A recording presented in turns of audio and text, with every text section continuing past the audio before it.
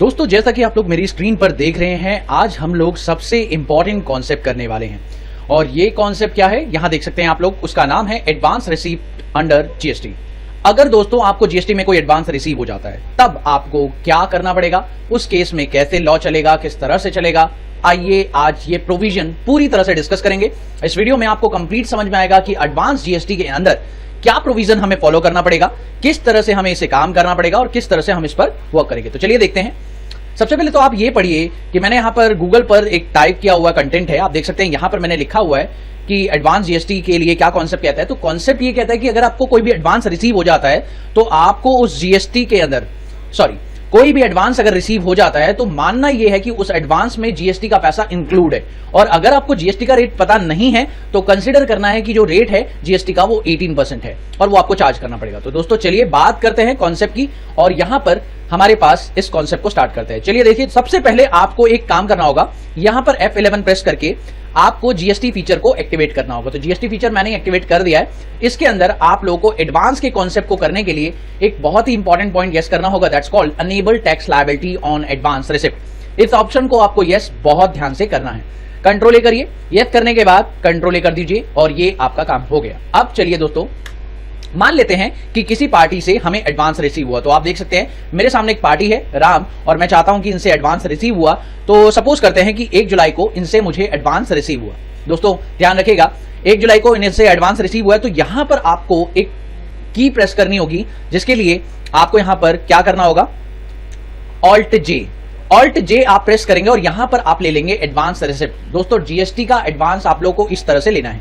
Party का नाम select करेंगे, एडवांस किससे रिसीव हुआ है, पार्टी से। तो पार्टी का नाम आप जैसे ही सिलेक्ट करेंगे आपके सामने एक स्टॉक आइटम स्क्रीन खुलेगी। ये स्क्रीन तभी अपीयर होगी जब आप F11 प्रेस करके वो जो ऑप्शन मैंने आपको बताया था वो यस कर देंगे। तो दोस्तों यहां पर आपको लेना है प्रोडक्ट, जिस प्रोडक्ट के लिए आप एडवांस रिसीव कर रहे हैं वो प्रोडक्ट बताइए, शर्ट, और यहां पर वो एडवांस अमाउंट बताइए जो आप लोग रिसीव कर रहे हैं। अब इस प्रोडक्ट पर मैंने जीएसटी ऑलरेडी सेट कर रखा है। तो मान लेते हैं कि हमें जो एडवांस रिसीव हुआ है वो 1 लाख रुपए का रिसीव हुआ है। ठीक है दोस्तों, अब जैसे ही आप लोग देखें कि 1 लाख रुपए का मैंने एडवांस अमाउंट बताया तो उसने ऑटोमेटिकली जो टैक्सेबल वैल्यू है वो अलग कर दी और सीजीएसटी और एसजीएसटी अपने आप ही सेपरेट कर दिया है। तो दोस्तों यहां पर एंटर करना है और एंटर करने के बाद आपको यहां पे एडवांस बताना है। तो मैंने यहां पर लिख दिया है एडवांस, तो A1 लिख दिया है, दैट्स कॉल्ड द नेम।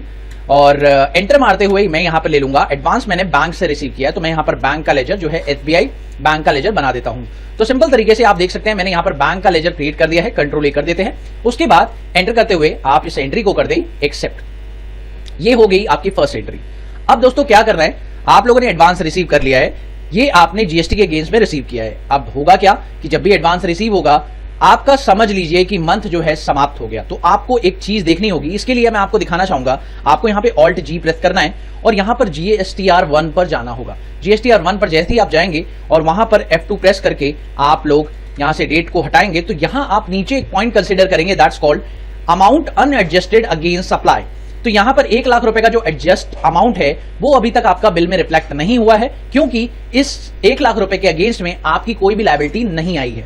दोस्तों ये रिसिप्ट तो आपने कर ली है, लेकिन अभी रिटर्न में नहीं शो हुआ है। रिटर्न में शो कब होगा, जैसे ही आप इसे अपनी लायबिलिटी बना लेंगे। तो आपको करना क्या होगा, इस 1 लाख में जितना जीएसटी अमाउंट है उतने से अपनी लायबिलिटी को बनाना होगा। तो एंटर प्रेस करते हैं और दोबारा एंटर प्रेस करते हैं। तो आप यहां देखें, आपको यहां पर 4 कॉलम दिखाई देंगे, एक टैक्स डिटेल्स का, दूसरा आपको अनएडजस्टेड अमाउंट का कॉलम दिखाई देगा और तीसरा लायबिलिटी बुक करने का कॉलम दिखाई देगा और आपकी लायबिलिटी आपको कितना बुक करनी है ये बताएगा।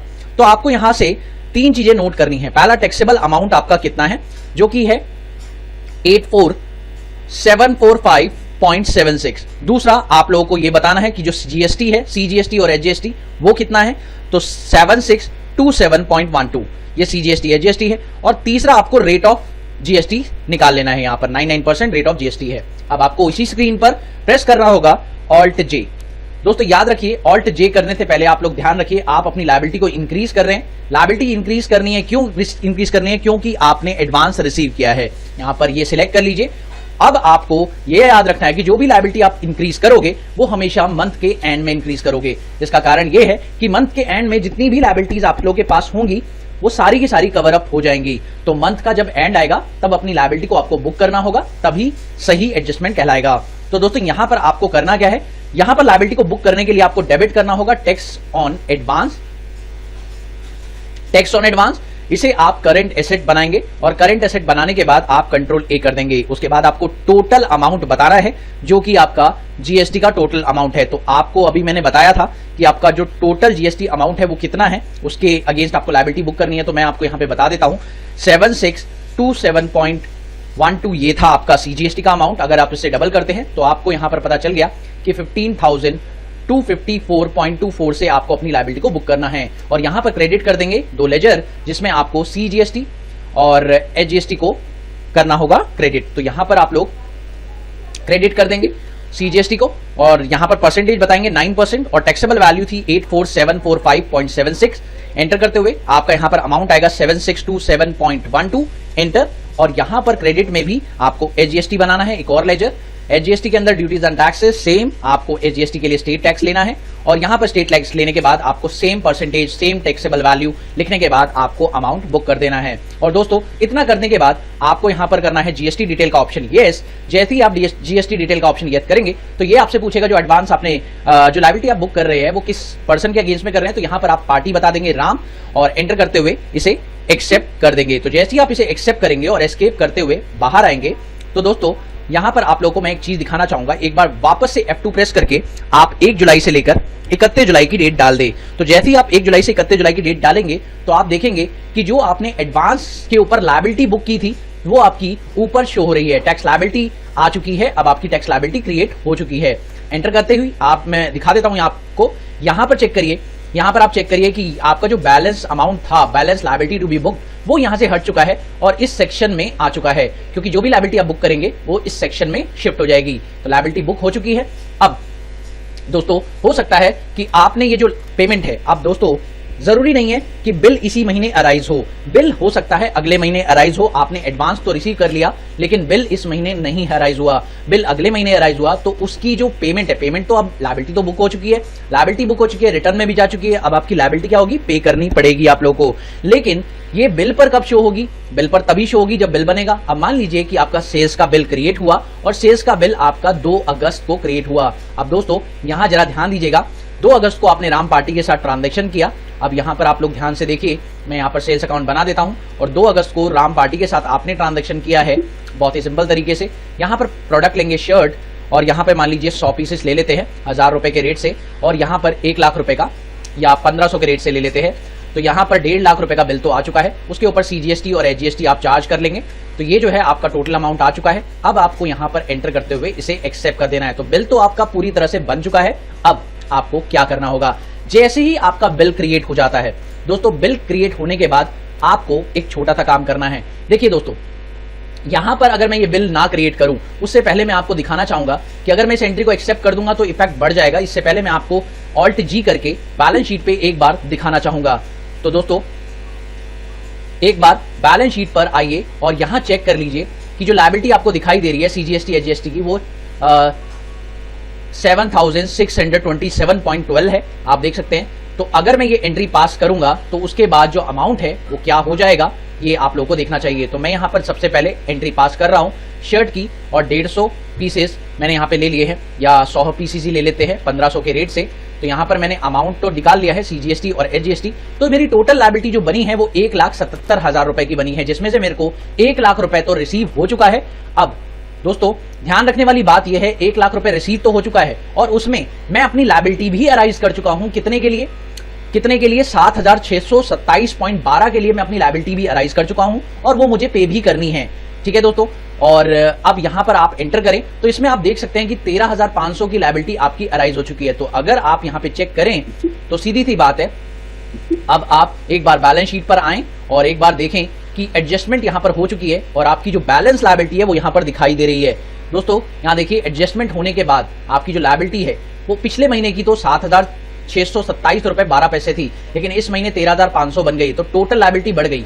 तो दोस्तों 2 बार लायबिलिटी को बढ़ाना नहीं है, हमें क्या करना होगा, इस लायबिलिटी को हटाना पड़ेगा, क्योंकि वो लायबिलिटी इसके अंदर कवर अप हो चुकी है। जब तक कि सेल्स बिल नहीं कवर हो जाता तब तक वो लायबिलिटी क्रिएट रहेगी। आफ्टर दैट आप लोगों को इस लायबिलिटी को रिवर्स करना पड़ेगा। तो टैक्स ऑन एडवांस का जो अमाउंट अभी आपको दिखाई दे रहा है वो तब तक बुक रहेगा जब तक कि आपकी लायबिलिटी, जब तक कि आपकी सेल्स नहीं हो जाती। तो अभी हमने सेल्स कर ली है और अब इस लायबिलिटी को आपको क्या करना है, खत्म करना है यहाँ से, तो आपको इसके लिए एक जनरल एंट्री पास करनी होगी। तो दोस्तों चलते हैं, एक जनरल एंट्री पास करते हैं। उसके लिए F7 प्रेस करेंगे और यहाँ पर जनरल एंट्री पास करने से पहले आपको करना होगा Alt J और वो एंट्री आप 2 अगस्त को पास करेंगे। जीएसटी के लिए कर रहे हैं और आप यहाँ पर अपनी टैक्स लायबिलिटी को डिक्रीज कर रहे हैं। क्यों कर रहे हैं? क्योंकि आपने सेल्स कर दी है एडवांस रिसिप्ट के बदले में, सेल्स हो चुकी है। अगर सेल्स कंप्लीट हो गई है तो आप लोगों को अपनी लायबिलिटी को गिरा लेना चाहिए।